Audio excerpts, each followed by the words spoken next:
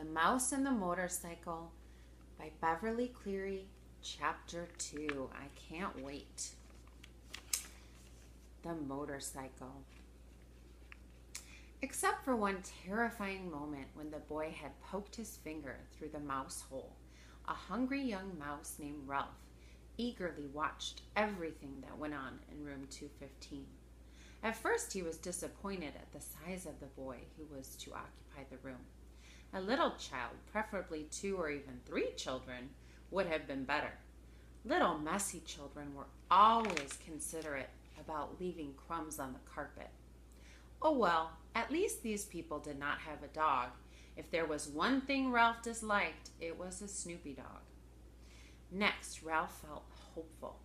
Medium-sized boys could almost always be counted on to leave a sticky candy bar wrapper on the floor or a bag of peanuts on the bedside table, where Ralph could reach them by climbing up the telephone cord. With a boy this size, the food, though not apt to be plentiful, was almost sure to be of good quality. The third emotion felt by Ralph was joy when the boy laid the apple core by the telephone. This was followed by despair when the mother dropped the core into the metal wastebasket. Ralph knew that anything at the bottom of a metal wastebasket was lost to a mouse forever. A mouse lives not by crumbs alone, and so Ralph experienced still another emotion. This time, food was not the cause of it. Ralph was eager, excited, curious, and impatient, all at once. The emotion was so strong, it made him forget his empty stomach. It was caused by those little cars, especially that motorcycle and the boop, boop, boop, boop, boop, boop, boop, boop, boop sound the boy made. That sound seemed to satisfy something within Ralph, as if he had been waiting all his life to hear it. Boop, boop, boop, boop, boop, boop, boop, went the boy. To the mouse, the sound spoke of highways and speed, of distance and danger, and whiskers blown back by the wind. The instant the family left the room to go to dinner, Ralph scurried out of the mouse hole and across the threadbare carpet to the telephone cord, which came out of a hole in the floor beside the bedside table. "Ralph!" scolded his mother from the mouse hole. "You stay away from that telephone cord."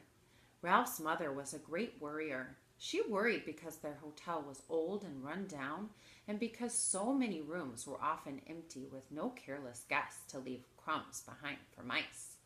She worried about the rumor that their hotel was to be torn down when the new highway came through. She worried about her children finding aspirin tablets. Ralph's father had tried to carry an aspirin tablet in his cheek pouch. The aspirin had dissolved with unexpected suddenness, and Ralph's father had been poisoned. Since then, no member of the family would think of touching an aspirin tablet, but this did not prevent Ralph's mother from worrying. Most of all, Ralph's mother worried about Ralph. She worried because he was a reckless mouse who stayed out late in the daytime when he should have been home safe in bed. She worried when Ralph climbed the curtain to sit on the windowsill to watch the chipmunk in the pine tree outside and the cars in the parking lot below. She worried because Ralph wanted to go exploring down the hall instead of traveling under the floorboards like a sensible mouse. Heaven only knew what dangers he might meet in the hall. Maids, bellboys, perhaps even cats, or what was worse, vacuum cleaners. Ralph's mother had a horror of vacuum cleaners. Ralph, who was used to his mother's worries, got a good running start and was already halfway up the telephone cord. "Remember your Uncle Victor?" his mother called after him. Ralph seemed not to hear. He climbed the cord up to the telephone, jumped down, and ran around to the row of cars. There it was on the end, the motorcycle. Ralph stared at it and then walked over and kicked a tire.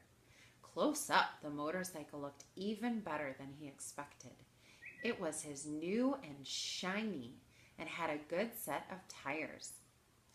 Ralph walked all the way around it, examining the pair of chromium mufflers and the engine and the hand clutch. It even had a little license plate so it would be legal to ride it. "Boy," said Ralph to himself, his whiskers quivering with excitement. "Boy, oh boy!" Feeling that this was an important moment in his life, he took hold of the hand grips. They felt good and solid between his paws. Yes, this motorcycle was a good machine, all right. He could tell by the feel. Ralph threw a leg over the motorcycle and sat jauntily on the plastic seat. He even bounced up and down. The seat was curved just right to fit a mouse. But how to start the motorcycle? Ralph did not know. And even if he did know how to start it, he could not do much riding up here on the bedside table. He considered pushing the motorcycle off onto the floor, but he did not want to risk damaging such a valuable machine. Ralph bounced up and down on the seat a couple more times and looked around for some way to start the motorcycle. He pulled at a lever or two, but nothing happened. Then a terrible thought spoiled his pleasure. This was only a toy. It would not run at all. Ralph, who had watched many children in room 215, had picked up a lot of information about toys. He had seen a boy from Cedar Rapids throw his model airplane on the floor because he could not make its plastic parts fit properly. A little girl had burst into tears and run sobbing to her mother when her doll's arm had come out of its socket. And then there was that nice boy, the potato chip nibbler, who stamped his foot because the batteries kept falling out of his car. But this toy could not be like all those other toys he had seen. It looked too perfect, with its wire spokes and its wheels and its pair of shiny chromium exhaust pipes. It would not be right if it did not run. It would not be fair. A motorcycle that looked as real as this one had to run. The secret of making it run must be perfectly simple, if only Ralph had someone to show him what it was. Ralph was not satisfied just sitting on the motorcycle. Ralph craved action. After all, what was a motorcycle for if it wasn't action? Who needed motorcycle riding lessons? Not Ralph. He tried pushing himself along with his feet. This was not nearly fast enough, but it was better than nothing.